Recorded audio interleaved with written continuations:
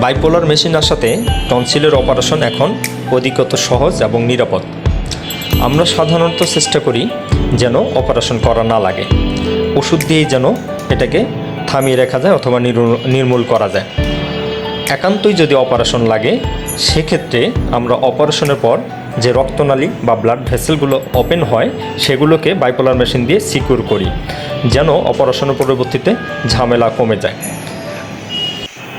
টনসিলের অপারেশনের পর আমরা রোগীকে এবং রোগীর অভিভাবককে কিছু নির্দেশনা দিয়ে থাকি, এগুলো যথাযথভাবে মানতে বলি।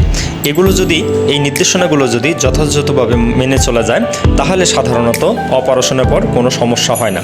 তবে কিছু কিছু ক্ষেত্রে দেখা যায়, বিশেষত গ্রাম অঞ্চল থেকে যেসব রোগীরা আসে তারা কিছু কিছু ক্ষেত্রে এই নির্দেশনাগুলো মানতে ব্যর্থ হয়। তবে সেক্ষেত্রে কিছু সমস্যা হতে পারে, তবে এই সমস্যাগুলো সমাধানযোগ্য।